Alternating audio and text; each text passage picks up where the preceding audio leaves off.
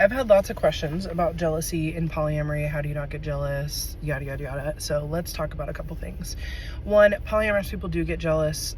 Jealousy is a human emotion. We just approach it differently. So where someone in a monogamous relationship might say, hey, XYZ made me jealous, don't do that again, or don't talk to that person or whatever. Ideally, you'd ask for reassurance and talk about how to avoid that in the future. In polyamory, it goes a step further with the sense that the outlook for me, at least, is I don't need my partner to take away from their other partner and give to me instead.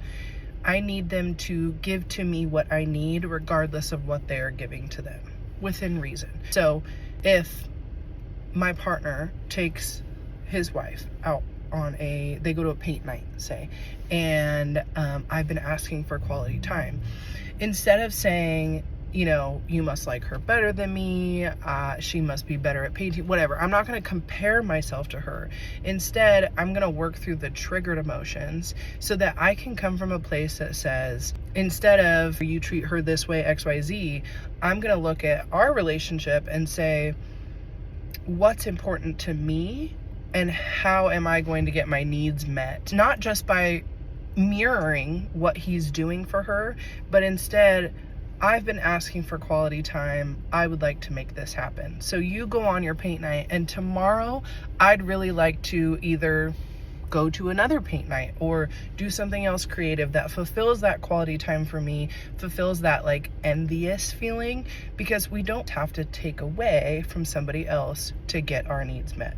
I think that some people get lost in the sauce when we say, you can't be jealous of me going out with my other partner. You agreed on this. You agreed to be polyamorous, you know, whatever. You can't feel jealous. Well, one, jealousy is a valid emotion. And if you keep shoving that down, it's going to come back with a vengeance. You need to name it. You need to talk about it. You need to communicate it.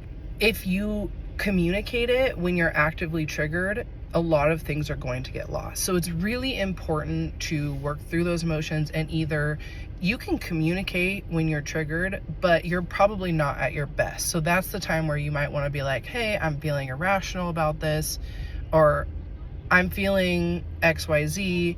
It may be coming from an irrational place. I don't need you to change anything, but I would like to brainstorm how to avoid this feeling and how to mitigate this in the future. So again, we're coming from a place of, I don't need to take away from your other relationship in order to get what I need. So it's just turning back internally and thinking, what is going to make me feel better by adding to our relationship rather than taking away and giving to me? Because we don't have to take away to get our needs met, but we do need to add. And then and then if there's a balancing issue, if we're polysaturated, if you're not able to show up for them or both of your partners in the way that they need to, that's a completely different conversation.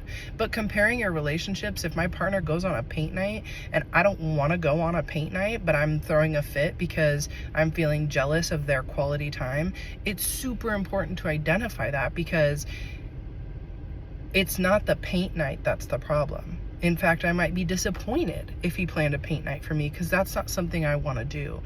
At the end of the day, it's quality time, it's envy, it's getting out of the house. You have to dig a little bit deeper and figure out what the core of that feeling is, and then address that feeling. And it's teamwork. It's not, oh, you know, don't tell me you're jealous. You said I could have a boyfriend, like, get over it.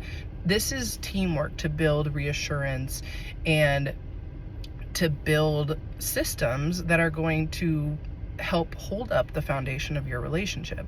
Because ultimately, if you're hearing them, you're hearing out their feelings, you're making adjustments, you're doing your best to understand where they're coming from, that's going to automatically give them so much reassurance, because you care. And you do care, right? But brushing off their jealousy and telling them to get over it because they agree to be polyamorous is a huge no. Huge no. Yes, autonomy matters. Yes, communication matters. Yes, jealousy needs to be worked through, but it's a team effort, not a one-on-one.